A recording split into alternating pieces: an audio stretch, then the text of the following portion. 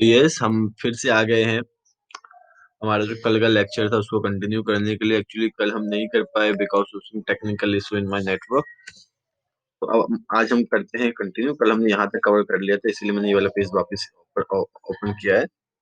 And and now आप इसके बाद जो हमारा इसके बाद जो है मतलब ऑफर के पॉइंट ऑफ व्यू से मतलब जो हम टाइप्स ऑफ ऑफर के जो संवाद कुछ इंपॉर्टेंट बातें हैं वो है आपका एसेंशियल्स ऑफ वैलिड ऑफर। मैं लिख रहा हूँ essentials of valid valid offer. ये भी पेपर में आ जाता है कि what are the essentials of valid valid offer, इसीलिए इंपॉर्टेंट मार्क करना। एसेंशियल्स ऑफ वैलिड ऑफर,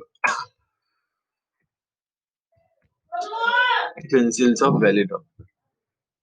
ठीक है, तो इसेंशियल्स ऑफ वैलिड ऑफर क्या होता है? सिंपली सिंपली समझो, इसेंशियल्स ऑफ वैलिड ऑफर क्या होता है जो कि एक ऑफर में प्रेजेंट होना चाहिए। कौन सी ऑफर में? लॉफुल ऑफर में। ठीक है, एक लॉफुल ऑफर में प्रेजेंट होना चाहिए।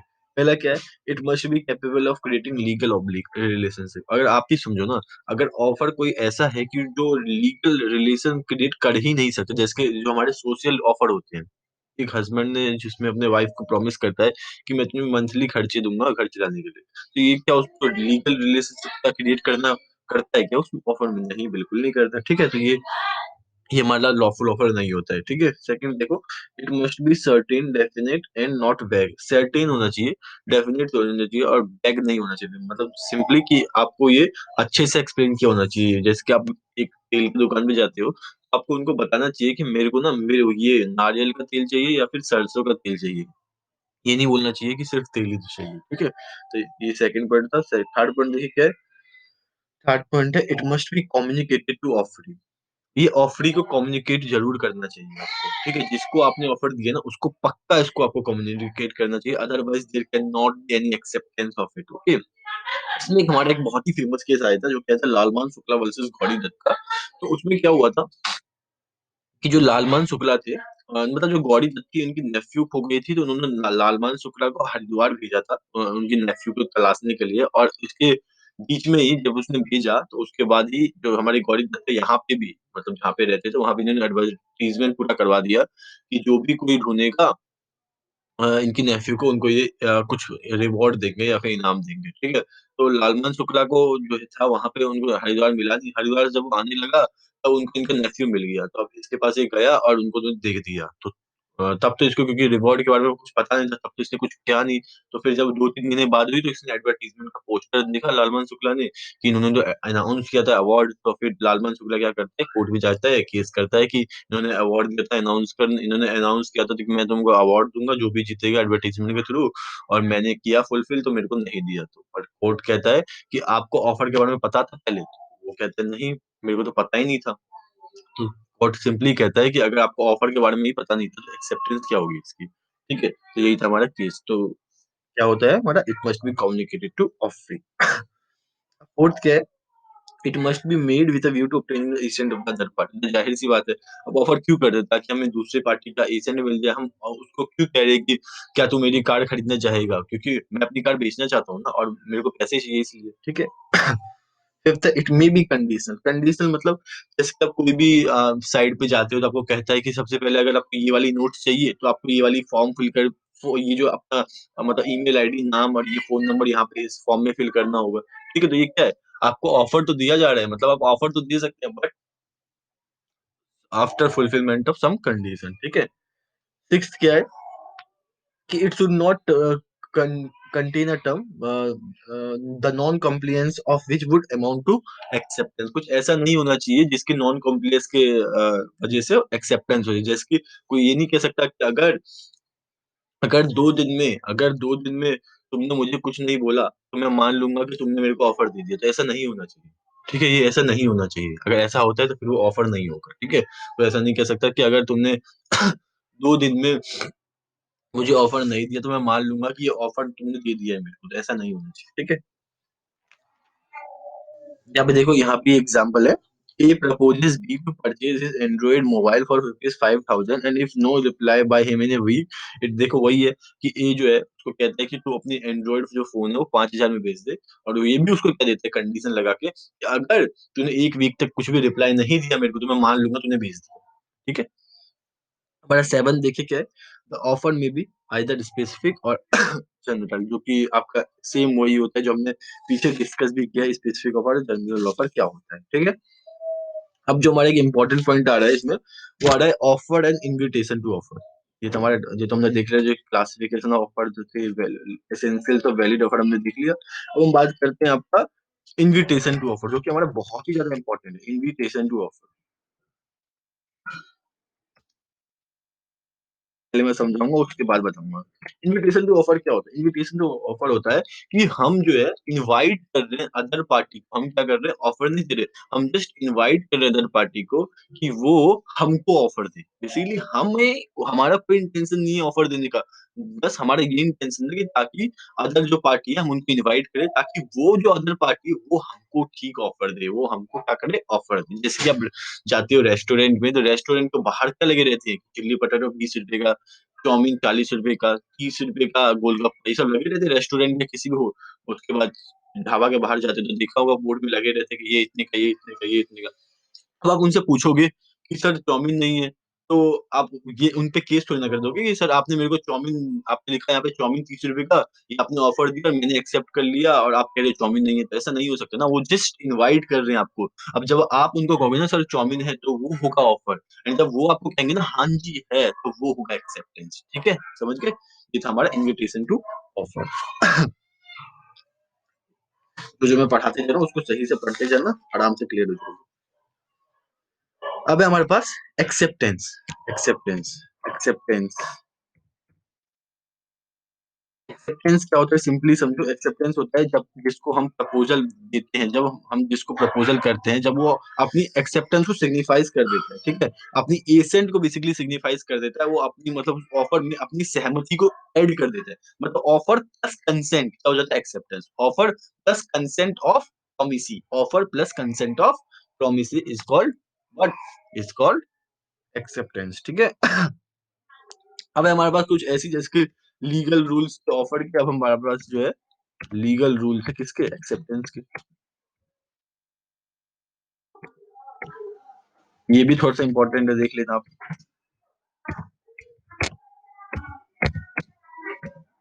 लीगल रूल्स ऑफ एक्सेप्टेंस क्या है हमारे पास? लीगल रूल्स एक्सेप्टेंस की, पहले तो ये है कि एक्सेप्टेंस उसी को किया जाना चाहिए जिसने ऑफर दिया है। अब किसी को भी तो नहीं दे सकते एक्सेप्टेंस, ठीक है। Acceptance must be given by the person to whom the offer is made. जिसको ऑफर किया गया है वो ही एक्सेप्टेंस देगा, ठीक है।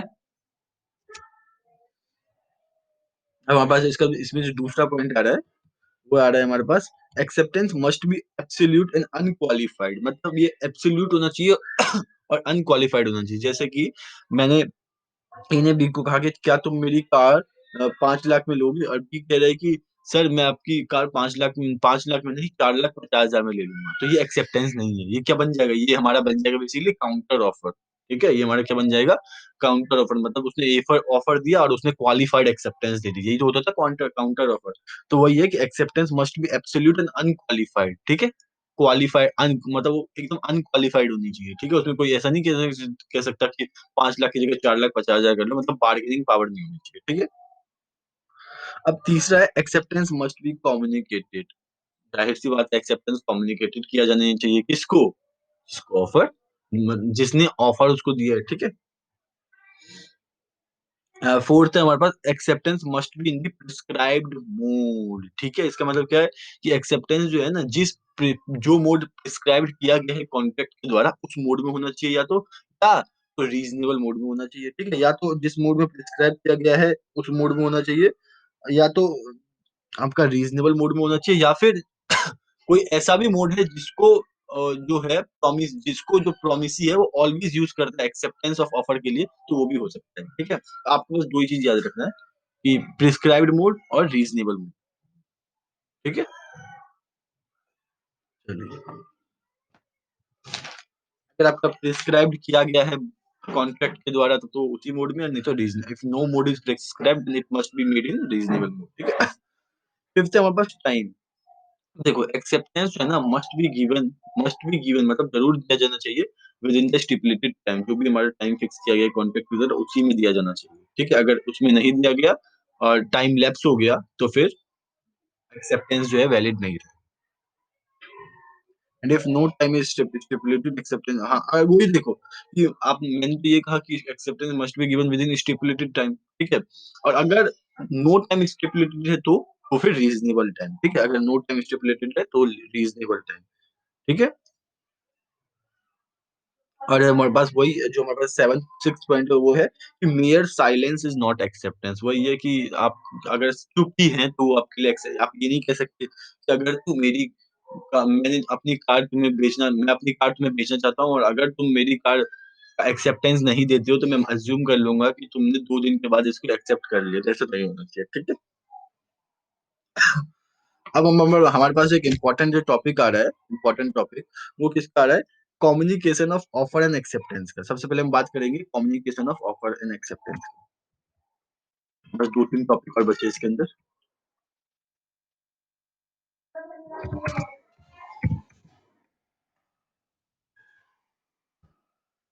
कम्युनिकेशन ऑफ ऑफर क्या होता है? कम्युनिकेशन ऑफ ऑफर जो है आपका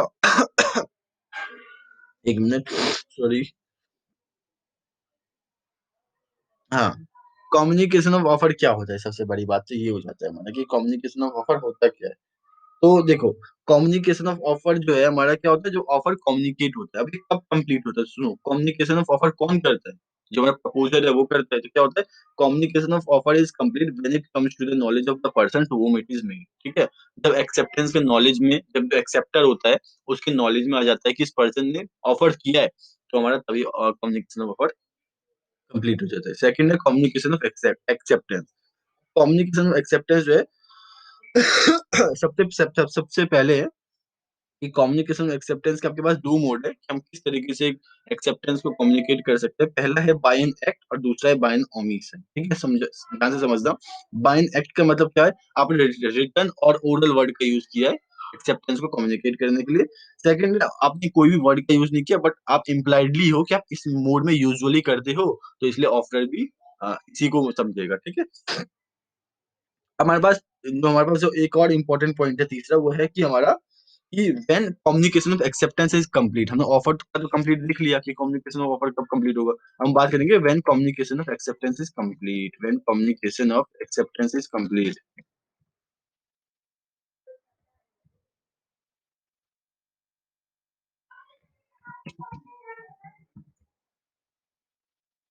when communication of acceptance is complete, पहला है एज अगेंस्ट द प्रपोजर। अगर हम प्रपोजर के अगेंस्ट बात करें तो when it is put into course of transmission to him so as to out of the power of the acceptor to withdraw the same. मान लो आपने ऑफर दिया और वो जो है आपको लिफाफे के थ्रू जो एक्सेप्टर है वो आपका लिफाफे के थ्रू एक्सेप्टर दे रहा है।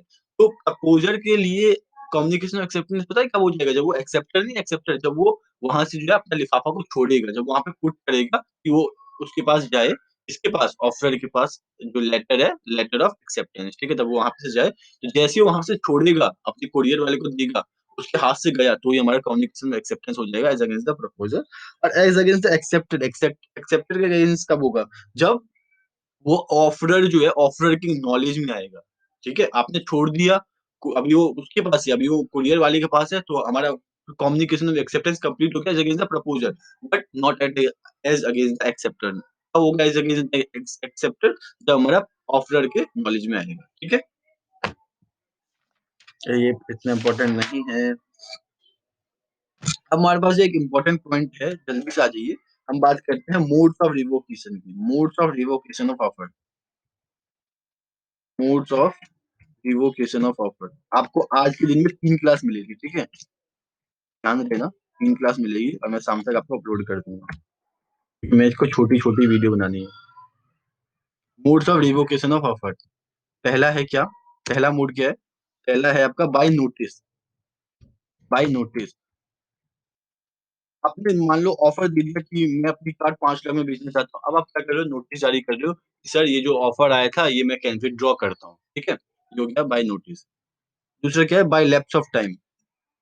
By lapse of time.